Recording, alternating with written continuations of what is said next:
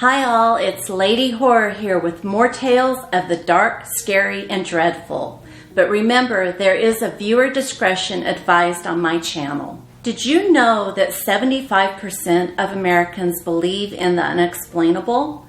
And 50% of people believe that they've had a supernatural encounter. Well, this episode features 3 celebrities who have had chilling encounters with the paranormal, and they can relate to that. But first, if you enjoy today's stories, please hit the like button, subscribe, and don't forget those notifications.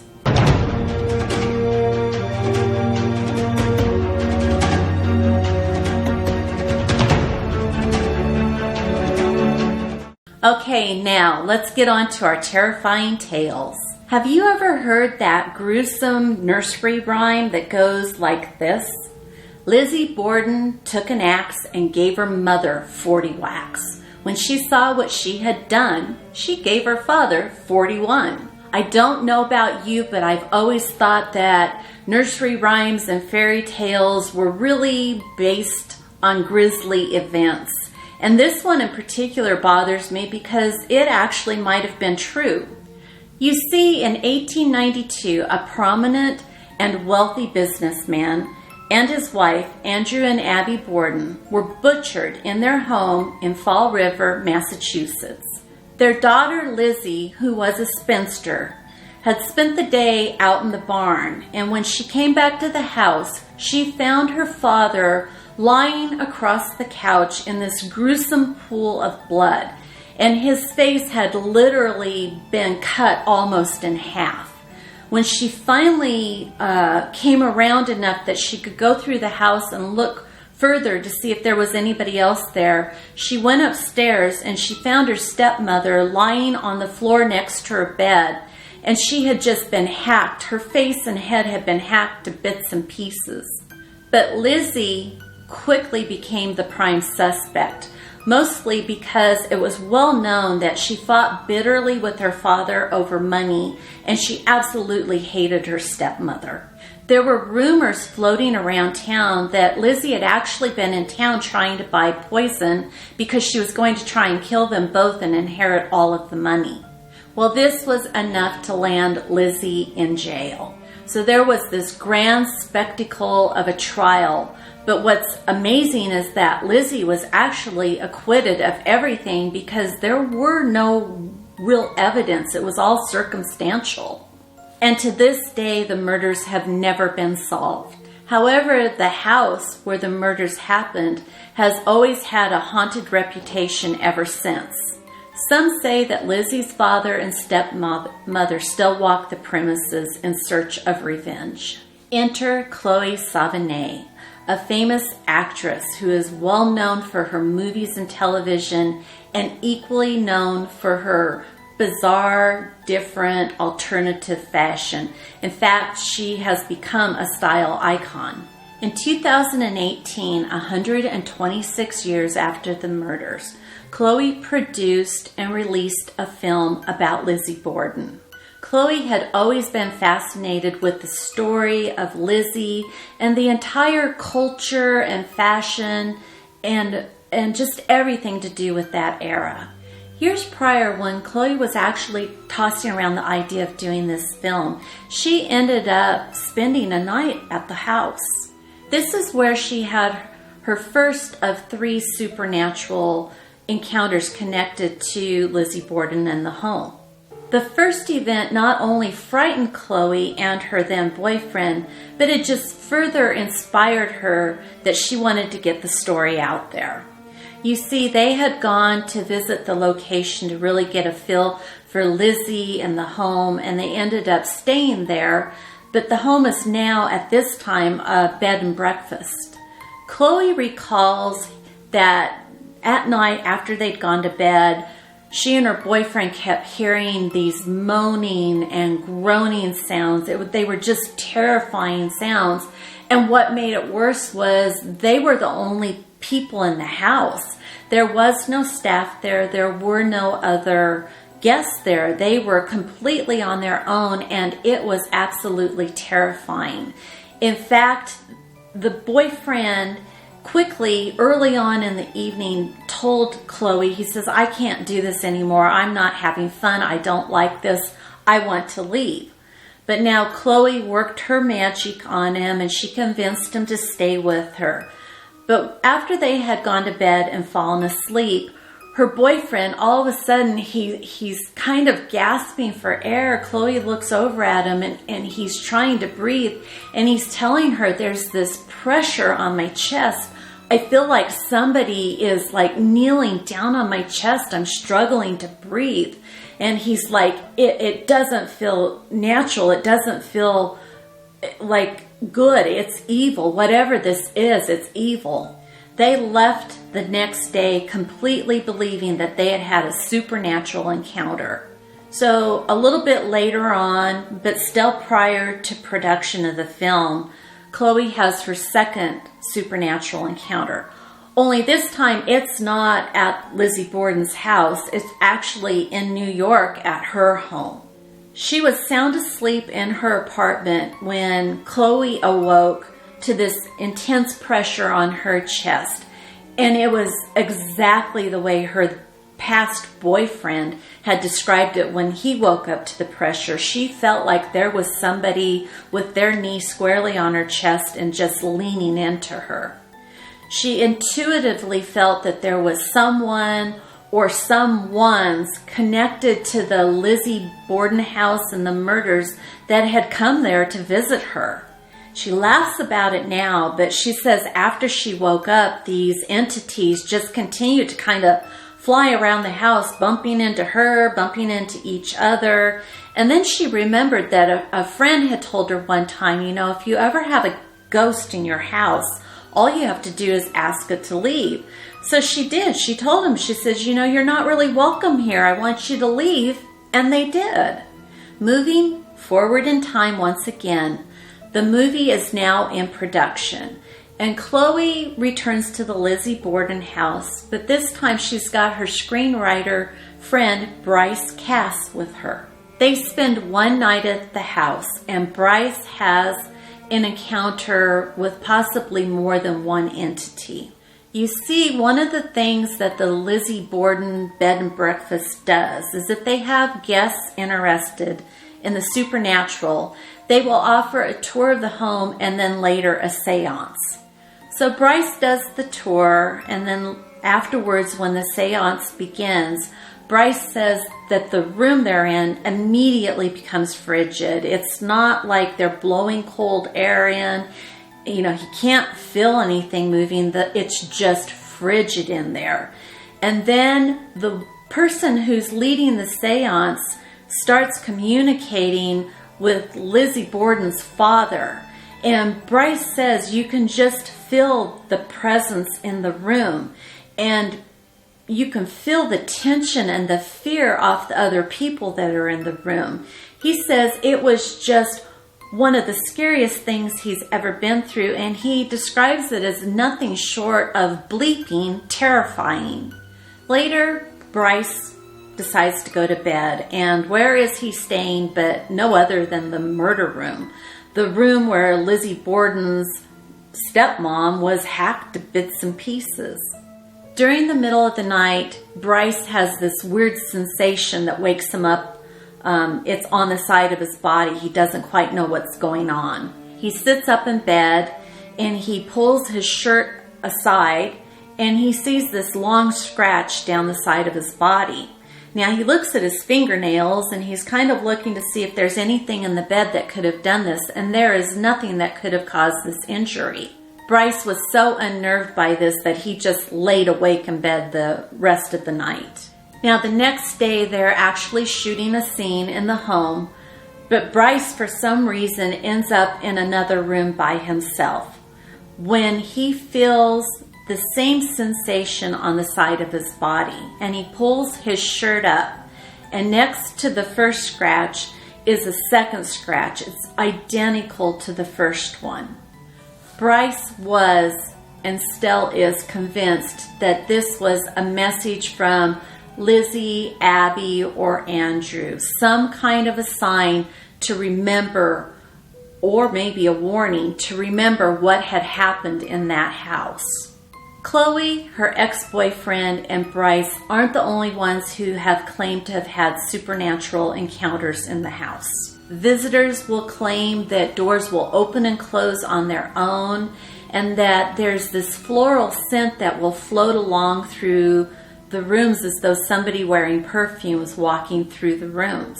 Guests also claim that sometimes they will feel something tugging on their ears or pulling on their arms, and there's quite a few who have also said that they see these eerie figures of people from another age wandering through the house. But here's one great piece of advice if you're ever going to stay at the Lizzie Borden house. If you want to sleep where Lizzie's father was murdered, it's highly suggested that you leave a few dollars on the dresser for this money-loving, penny-pinching old ghost so that he'll leave you alone. Otherwise, he won't. You have to buy him off.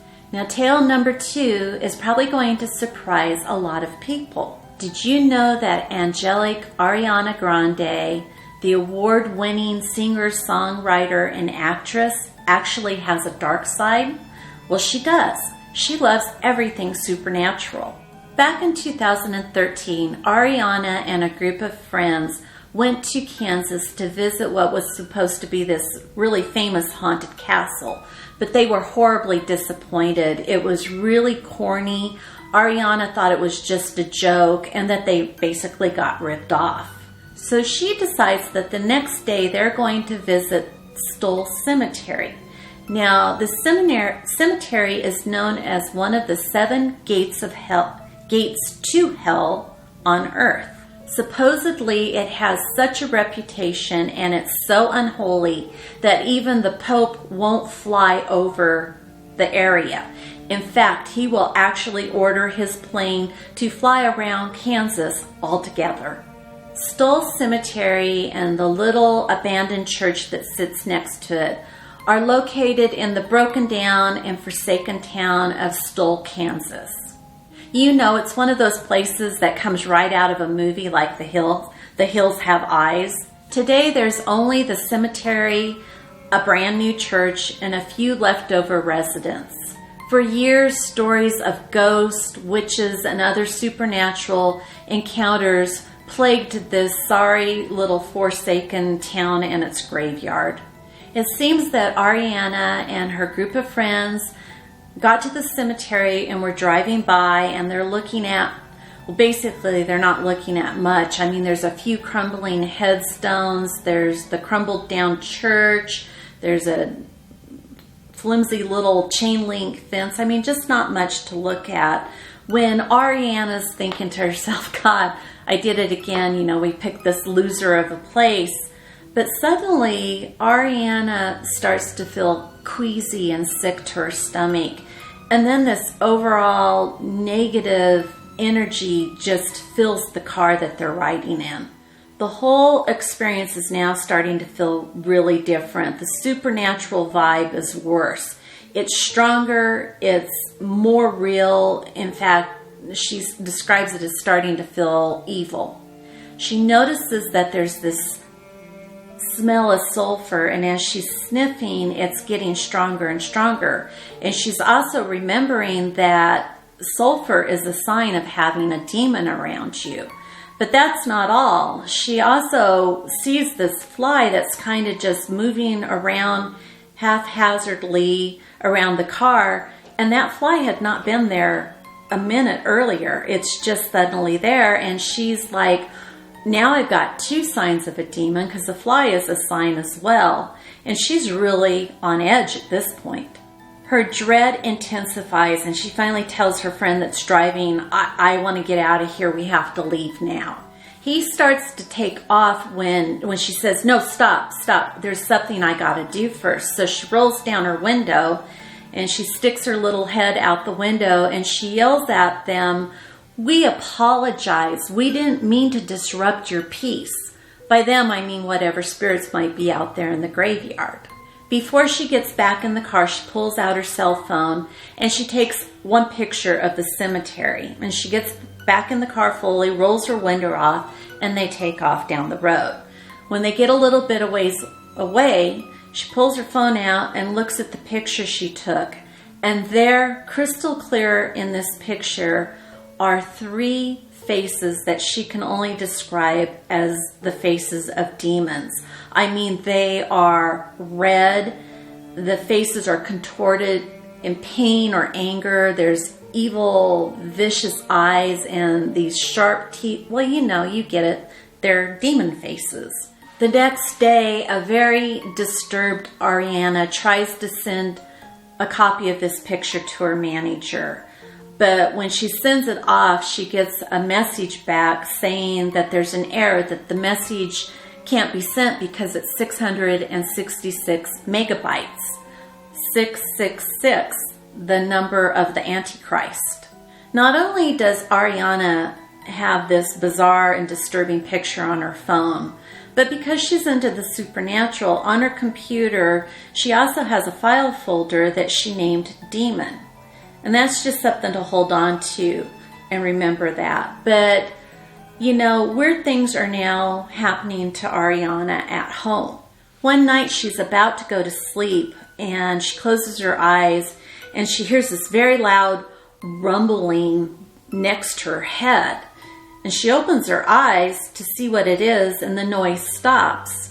But when she settles back down into bed and closes her eyes again, the rumbling starts again, only this time she can hear whispering voices kind of weaving in and out of the rumbling. She opens her eyes and it all stops again. So she squeezes her eyes shut, and behind her eyes she can see these red, distorted figures that she can only assume are visions of demons.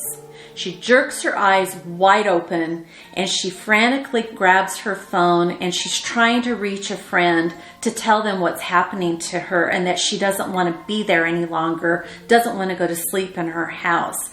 But she's not getting any kind of connection. She can hear static and somebody on the other end, like a hello, but it's not coming through. So she's holding her phone out and she's trying to get a better connection, and something catches her out of the side of her eye. And she's sitting on her bed and she looks over, and on the corner of her bed is this black mass just kind of sitting there on the bed. It was like a huge cloud, a huge black matter. And it's so close to her that Ariana could have actually reached out and touched it, but she's terrified and she does not want to touch whatever this thing is. Paralyzed with fear, Ariana screams into the phone, "What do I do? What do I do?" And her friend then actually comes through and very calmly on the other end just says, "Just tell it to F off." Now Ariana's like, "I'm not going to do that. I can't let it see that I'm afraid, and I'm not going to make it angry. These things feed on anger." So she's thinking about what she can do to help herself, and she's like, "I need to calm down. I just need to calm down and not give it what it's here for." So she starts meditating and deep breathing.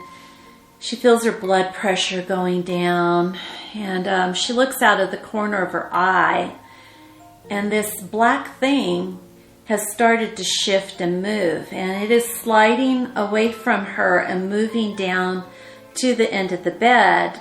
But then it sees her watching it, so it just stops and it just kind of sits there at the end of her bed.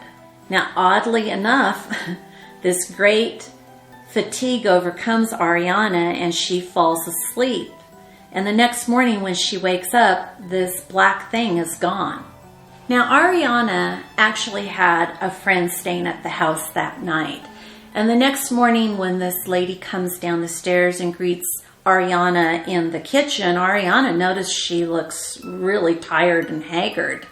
And the woman tells her that she had just a weird experience the night before, that she had been laying in bed and just about ready to fall asleep when she thought she was going through sleep paralysis. She couldn't move her body. The only thing she could move were her eyes.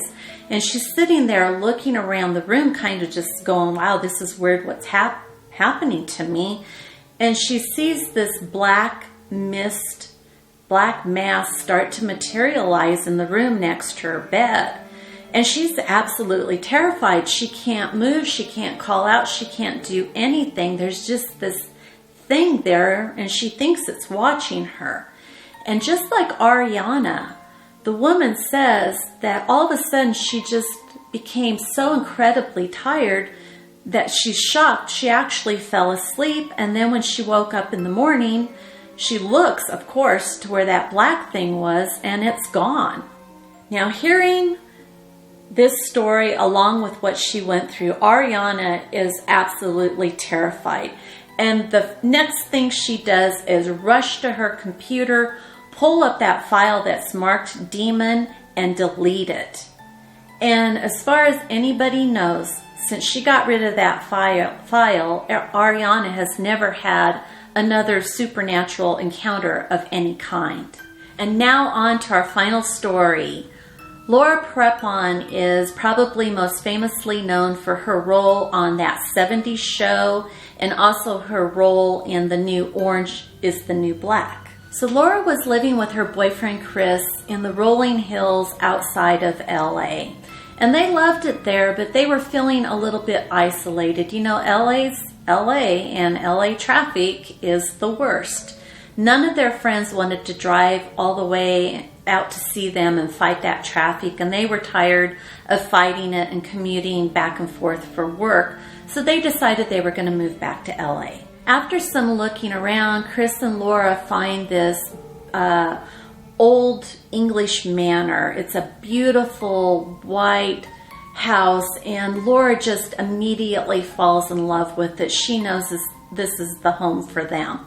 And like any couple does when they move into a new place, they immediately start going through everything. They want to find all the nooks and crannies. They want to dream about how they're going to decorate and remodel, you know, everything that people do to make the place their own.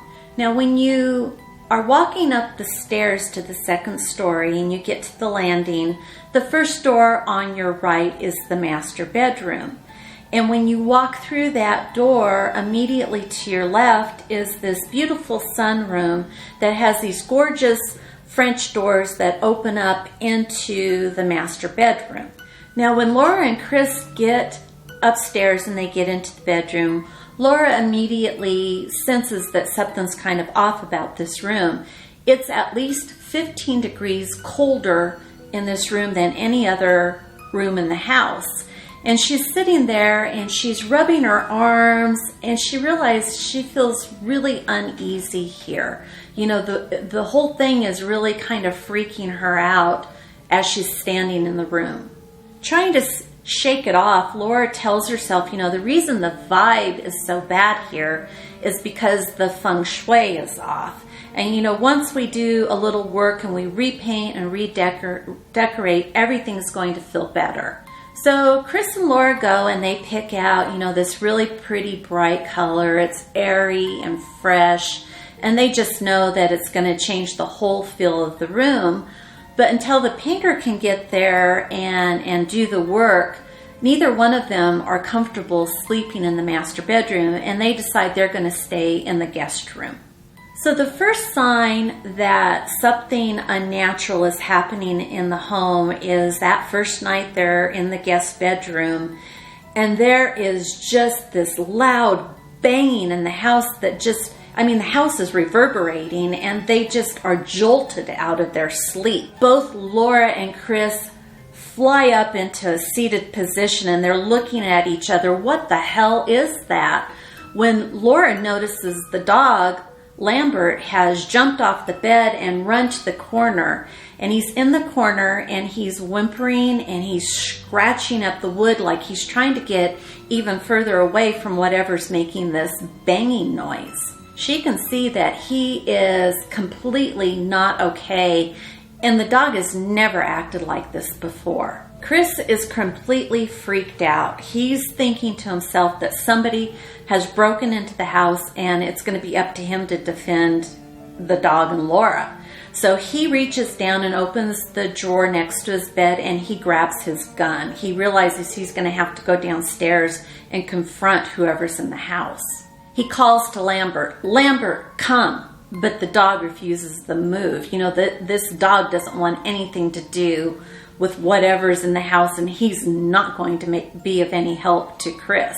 So it's really dark. It's pitch black in the house, and it's a new home, so Chris is trying to navigate through the darkness, and he's got his gun in his hand. He's ready to do what he needs to do. And he gets to the door for the guest room, and he opens it up, and he peeks out. He's got his gun ready, and he peeks out, and he looks, you know, to the right where the stairs are, and he looks to the left. He looks at the landing. There's nothing there. So he goes to the edge of the stairs, and he slowly starts creeping down them. He's just sure that somebody's going to come around the bottom, around the wall, and rush up and attack him.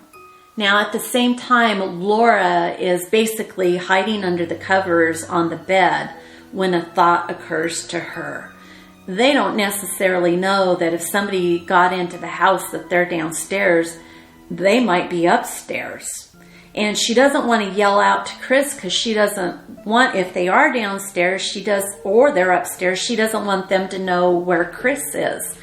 So she gathers up all of her courage, and she decides she's going to go and check the rooms upstairs. So she goes to the door, and she does the same thing Chris does. She peeks her head out, and she's kind of looking around, and there's nothing there. And the first room that's closest to her is the master bedroom. Now, after her unease previously, she really doesn't want to have to go back in there by herself. But she tells herself, you know, come on, get a grip. You've got to do this. So she walks across the hallway. She kind of tiptoes across, and she grabs the handle in her hand, and she gently and quietly turns it, and then she eases the door open so she can get a look inside. And there are the French doors to the sunroom. They are open and just slamming back and forth against the walls of the master bedroom. Now, Laura is absolutely sure that she remembers having closed those doors and tightly latched them. So there is no way they can be open and banging like this. And as far as the sunroom goes, all the windows were closed. There's no wind, there's no air, anything that could be causing this to happen. Laura is really unnerved, and she rushes across the room, and she grabs a door in each hand and slams them shut and latches it. Laura shakes them really hard to make sure they're secured, but in the back of her mind, she's thinking there is something unnatural in this house. 2 days later, one of Laura's girlfriends stops by in the evening. Laura had offered to host Thanksgiving, which is in 2 days, and have a Thanksgiving / home warming party for all of her friends. So this friend has stopped by to help Laura get ready for the party. So Laura and her girlfriend are at the kitchen counter, and they're chopping vegetables, they're making sauces. Mostly they're just talking and sipping on some wine, when they hear a pound, pound, pound at the front door, and they can hear a woman's voice saying, "Hello, hello." And before Laura can do anything or react, her girlfriend jumps up, "I'll get it," and she runs out of the kitchen towards the front door. Laura just assumes that this is probably one of their other friends coming by to, you know, just say hello and see the house a little early. But a couple seconds later, her friend comes walking in, and she's like, really has this perplexed look on her face, and she says to Laura, you know, she says, "You heard that, right?" Laura's like, "Yeah, I heard it," but suddenly she feels very unsettled. Her friend says, "You know, I opened the door and there's nobody there, so I started to stick my head, and all of a sudden, before she can finish her story, a radio just starts blasting in the house. I mean, it's so loud, both women just jump, and they're grabbing their ears. It's so loud, it sounds like it's right next to their head." Laura realizes that the sound is coming from the second floor, and she already knows it's coming from the master bedroom. And she knows she's going to have to go up there and open the door and go in and figure out what the hell is happening. So she gets her nerve together, and she climbs the steps up to the second floor landing. I mean, it just feels like every every step is like lifting a leg that's filled with cement. She just doesn't want to go up there, but she makes it up. She takes hold of the handle, turns it, and opens the door. And immediately she can see that there is a radio sitting on the floor in front of the French doors. Now, she assumes that the radio belongs to the painter, but what she can't figure out, there's no power source for it, and she can't figure out how it turned on. Quickly, she runs across the floor and she presses the button to turn the radio off. And instantly, she knows she's not alone in the room. There is somebody in the room with her. And her instincts just kick in and she bolts across the room and flies out the door. And she hits those stairs so hard that her feet are literally just sliding down them. She's holding onto the rail as she's sliding down the stairs to keep herself from falling over, head over feet, and tumbling down the stairs. Once she makes it back to the kitchen, her friend looks up and she sees that Laura's not okay. Laura's definitely okay, and she's not okay. And she looks at Lauren and she's like, what just happened? But suddenly, Laura's feeling a little bit foolish. She realizes that the painter had to have an alarm on the radio and just simply forgot to turn it off. And that's why the radio went on. And she tells herself, okay, cool, that's fine.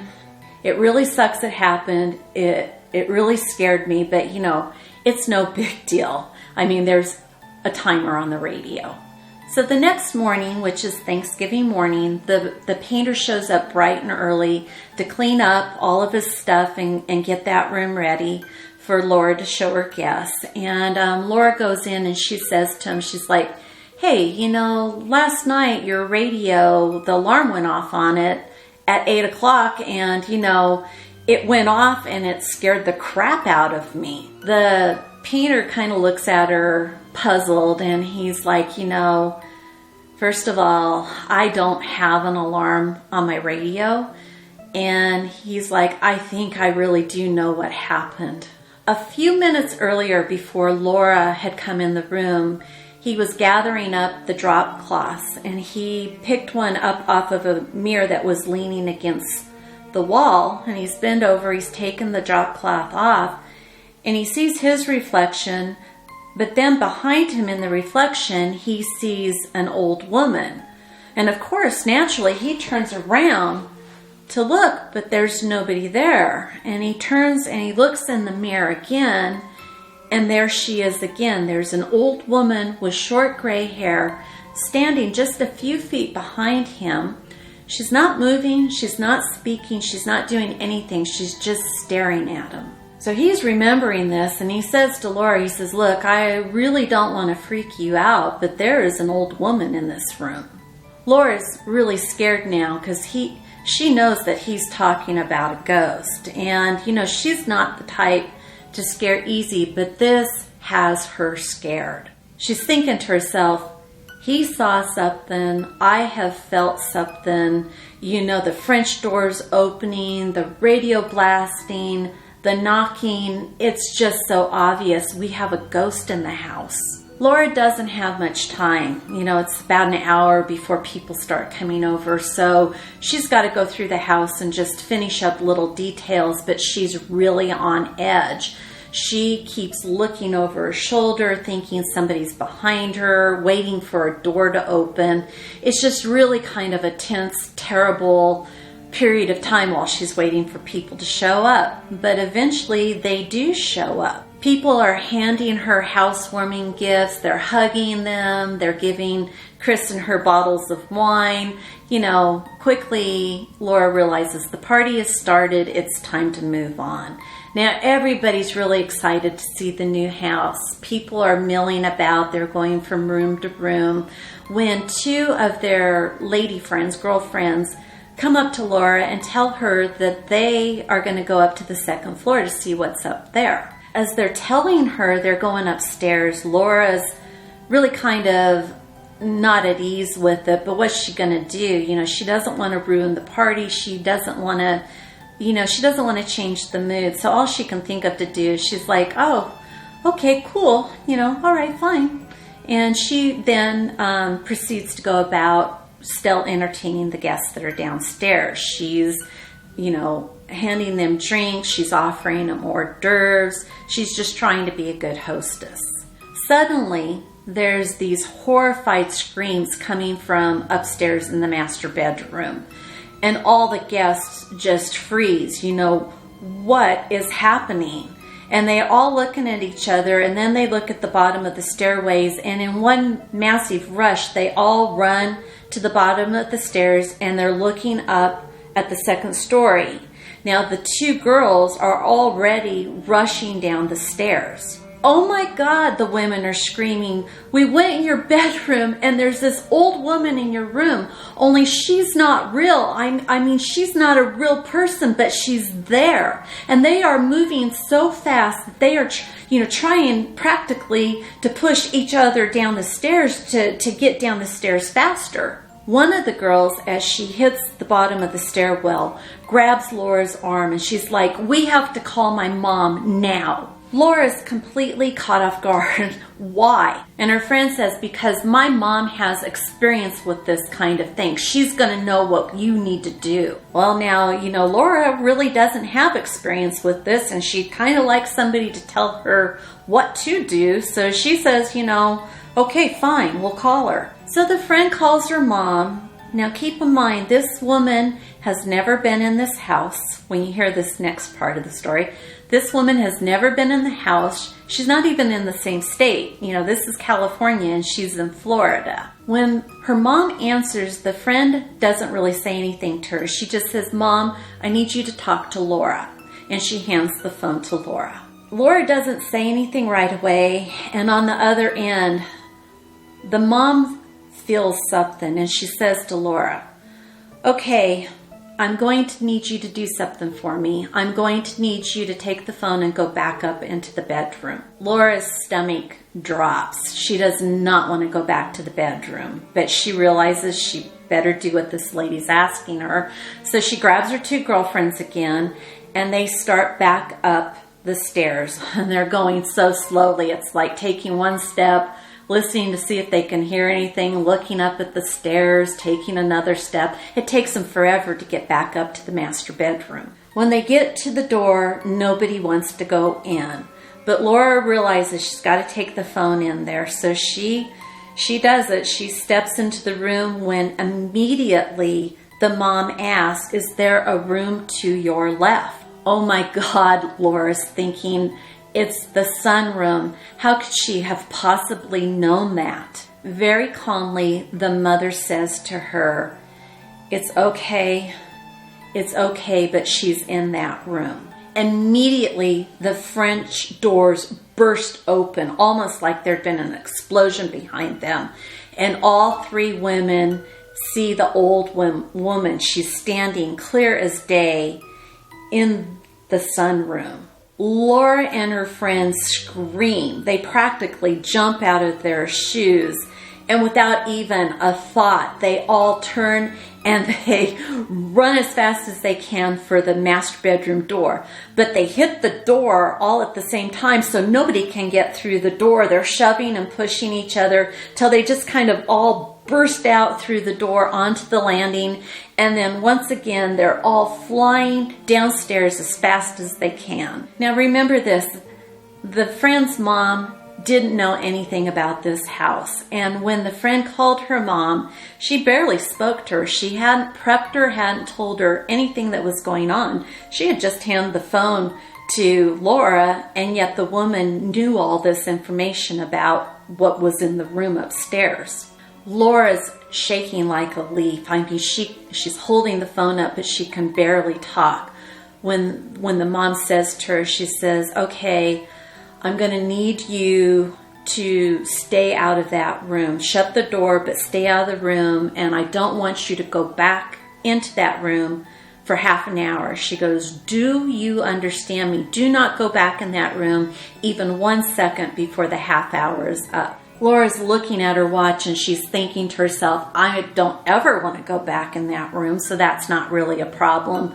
But she answers the mom, okay, fine. The mom says to her, now, after a half an hour is up, I want you to call me back. Laura's mind's preoccupied now. She can't possibly imagine what's happening up in that room. But she goes about trying to make sure that her guests are comfortable and trying to lighten the mood and just continue with this party that they have everybody over for. Half an hour later, she goes and she gets her two friends again, and once again, they start to head back up the stairs. It's time to call Mom. But they get to the landing again, and there's, this fear to step back inside, but they do. They walk into the room. They get in the room, and there's nothing. I mean, there's absolutely nothing. It's totally different again. The whole room feels good. In fact, they would say it even felt cozy. The women, they look at each other and they giggle with relief. And, one of them actually says, even the air in the room looks different now. What did she do? This is just awesome. Whatever had been in the room, or in the house for that matter, it was just gone. So the girl calls her mom back, and Laura asks her, what did you do? And the mom says, well, I talked to her and I told her, that she didn't belong here in the house anymore. And I asked her if she'd leave, and she did. Laura just doesn't know what to think. All she can do is shake her head, but she's like, okay, cool, it worked, and that was it. I mean, wow, who knew you could simply talk to a ghost and you could ask it to leave and it would? Anyway, I would love to know if any of you have ever had a ghostly encounter. If yes, please tell me about it in the comments before. I mean, who knows? Maybe I'll interview you for a future tale of the dark, scary, and dreadful. Please don't forget, if you enjoyed this, please hit the like button, subscribe, and until then, until the next story, I hope you all take care.